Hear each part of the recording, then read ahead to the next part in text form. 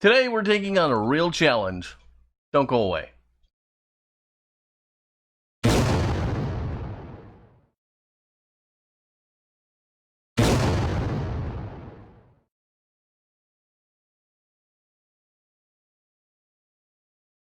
Hello friends and welcome to Fat Guy Productions. I am your host, Paul, coming to you as always from beautiful Las Vegas, Nevada.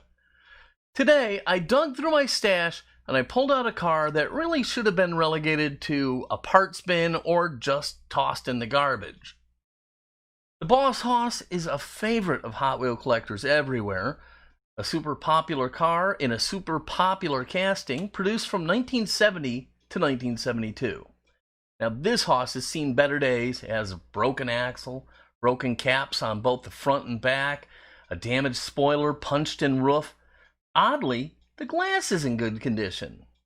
This one's going to be a challenge, but it's been a while since I took on a die cast this dilapidated, so we're going to fix that today. To begin, allow me to apologize for the first half of this video and the horrible camera angle. While cleaning, I accidentally moved the camera and didn't notice it until about halfway through, so please forgive and bear with me. I wouldn't have published this video at all because of the quality issue, but it's an intriguing build, and so I decided I had to put it out. After drilling the car apart, I finally get a look at the guts and can see just how bad the front axle is.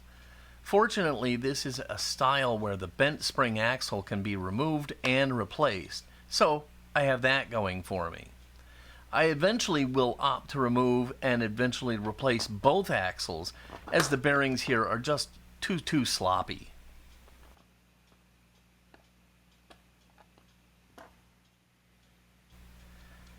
You know, sometimes you just have to roll with things, and this is going to be one of those cases.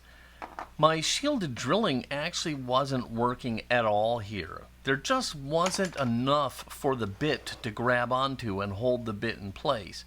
So I had to revert to the old center punch trick, and it actually worked out fine.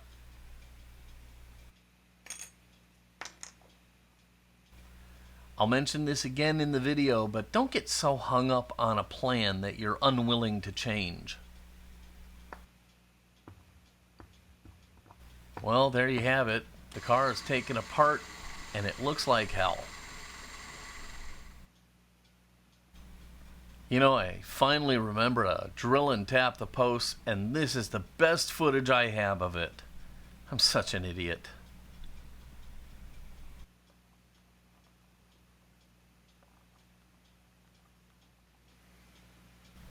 Okay, so I'll drop this disgusting body into the warm liquid goo and allow it to do its thing.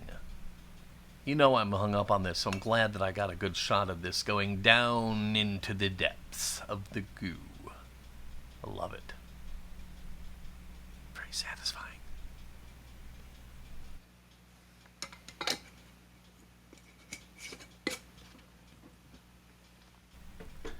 Okay, so the footage of me fixing the rear spoiler was absolutely useless, so I'm going to just ignore it. But suffice it to say, I heated the spoiler with a small torch and then gently bent the spoiler back into shape, and it worked out fine. Well, having done that, I can now go ahead and see if the body is done in the goo, so we'll pluck it out and see what we have.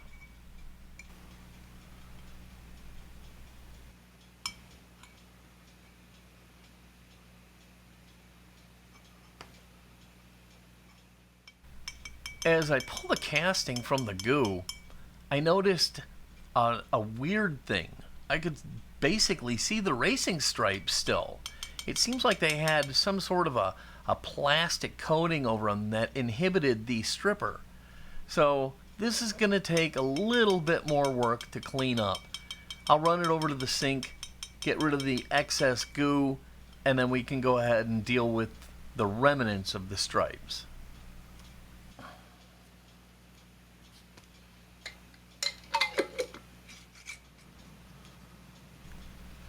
All I can think of is that the stripes were like a tape that was applied to the paint job rather than painted on, because as I'm picking at this, it's peeling off like really, really old tape. And that's why the paint is still on underneath. But it scrapes off pretty easily, and it doesn't really prove to be too much of a challenge. This is just something to be aware of.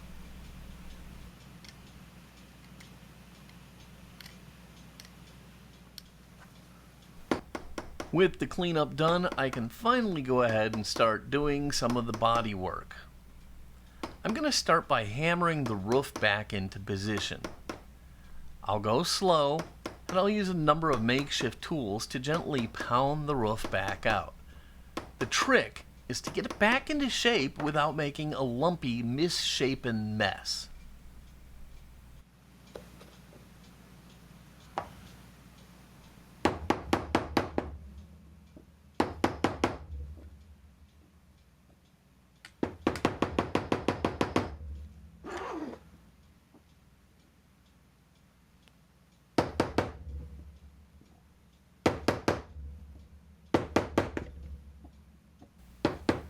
The bodywork has gone well, and the roof is pretty much back in place.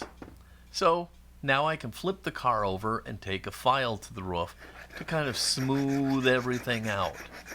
As long as I've got the file in my hands, I'll also go ahead and file off a few casting lines.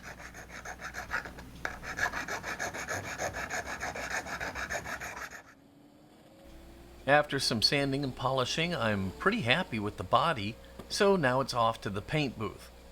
I want to bring this back to purple, so I'll break out some Spectraflame purple from the Redline shop.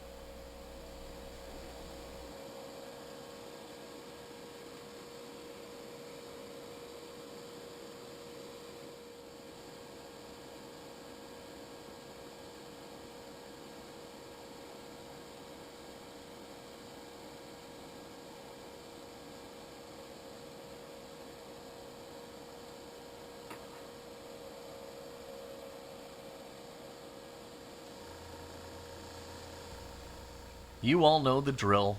First tack coats, then medium coats, then I finish it up with some nice smooth wet coats.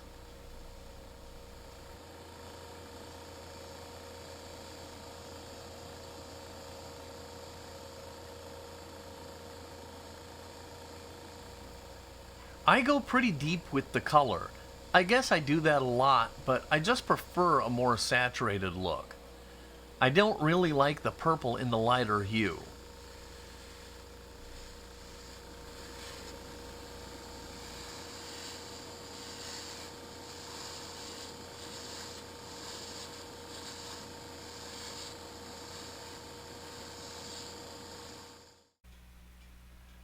I had mentioned earlier to not get so hung up on your original plan that you fail to see a better path forward, and this is going to be one of those cases.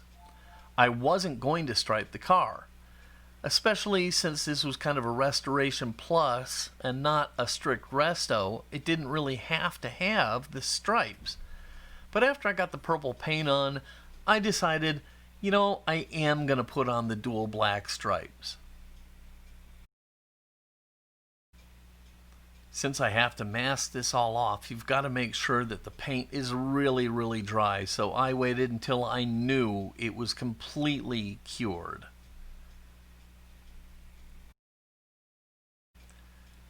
I used some thin tape to line out the stripes, mask everything off, and then I can run this back over to the paint booth.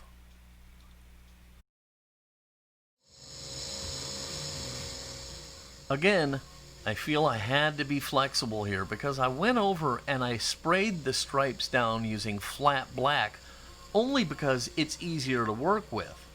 The intent was I would clear coat over the entire car after this step. I'm just using Tamiya flat black paint here, and I'm just misting it on very light and easy.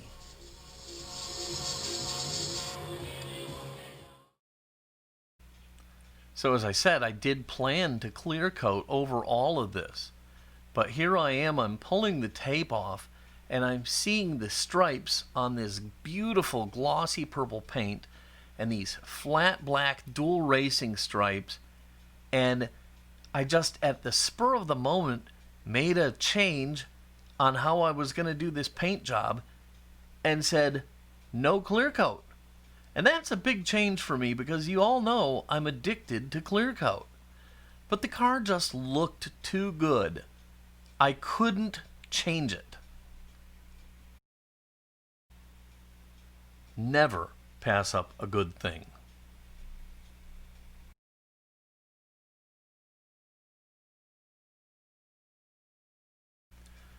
With the body done and set aside to dry, I can go ahead and now run the engine and the base through my lime away mixture.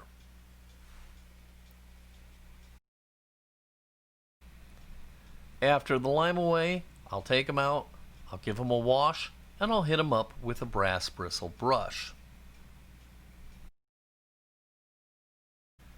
Right about now, you'll see I figure out just how bad my camera is off. Jeez, do I suck.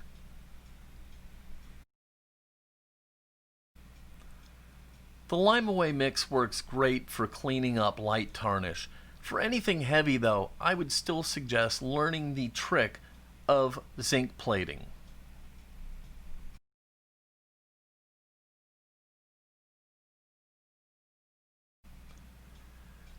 The base and the motor are looking really good, but that's not good enough. So I'm going to put a little flitz on it and I'm going to polish these up even more.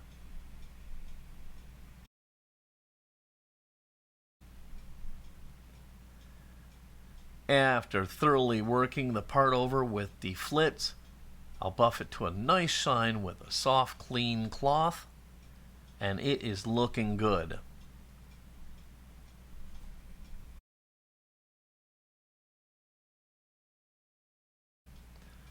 I plan to protect the motor and the base with my Renaissance wax. Renaissance wax is a microcrystalline wax that they use to protect jewelry with, and I actually use it on all of my coin rings. But before I get to that, I want to do all the detail painting I have in mind. So I break out my brushes, my Tamiya paints, and I start to detail.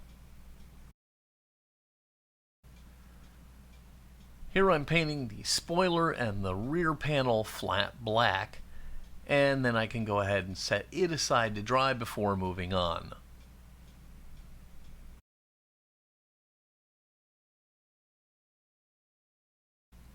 I'm on a roll and I want to keep moving, so I'm going to go ahead and fill some time by working on the windshield. After a good cleaning, I gently sand the windshield with some 2000 grit sanding sponges. Then I'll go ahead and polish it up with the flitz as well. The windshield came out great. I mean, it is just beautiful and it could easily go back in as is. But I have a saying here at Fat Guy Productions, never pass up a chance to use gauzy. So into the gauzy it will go, then I'll set it aside to dry.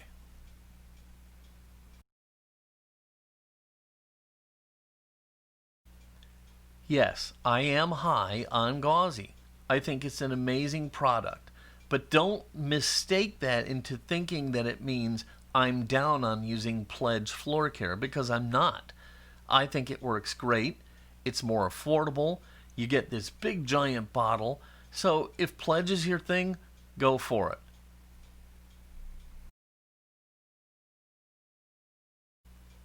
I just wick away the excess. Don't want any big goopy pools of gauzy in the bottom of my windshield.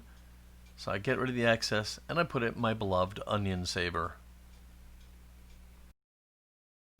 I really do find my onion saver to be kind of funny because I hate onions with a passion. I mean, seriously, they will make me throw up. I will spew everywhere. So it's funny that I love an onion saver.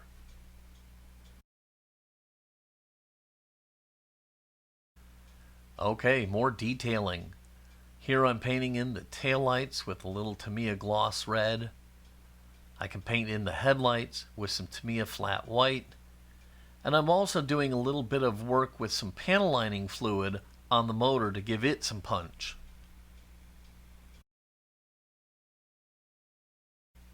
As I said, this is not a strict restoration. This is what I like to call a restoration plus.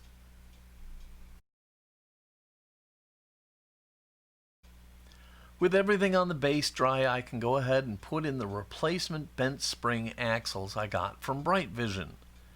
It's a bit like wrestling a snake. If you're patient, it'll pay off and you can get them on, but it can be a little bit of a fight.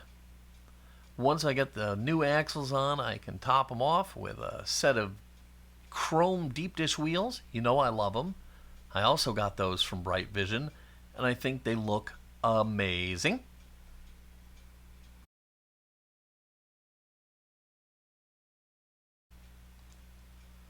Again, I do the same thing over and over and over. Even though these are brand new axles, I'm still going to put the wheels on the same way.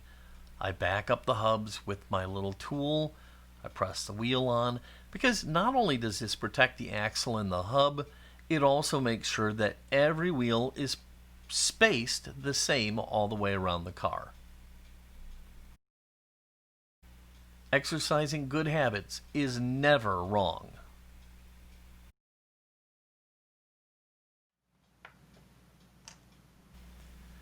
After putting the motor back in and screwing it in with a button head screw, I can go ahead and put everything else together. I'll drop in the glass, the interior, and then the base, and I'll lock it all up with a couple more button head screws.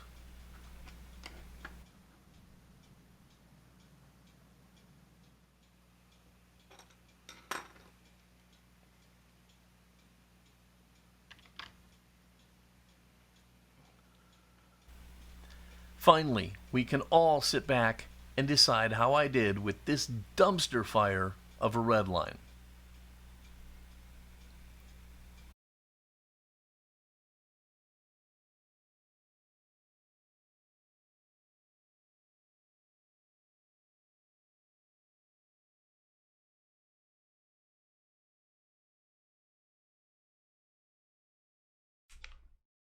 Well, there you have it, my boss hoss, and considering what it was like when it started, I think it looks damn fine. Hell, in fact, it looks amazing. I hope you think so too. If you like this video, please give it a thumbs up and click subscribe, and be sure to click the bell to be notified anytime I release a new video. If you have any questions or comments, please leave them down below. I read everything. I'm gonna split, but remember, you don't throw away a whole life just because it's banged up a little. Until next time, this is Paul saying, be good.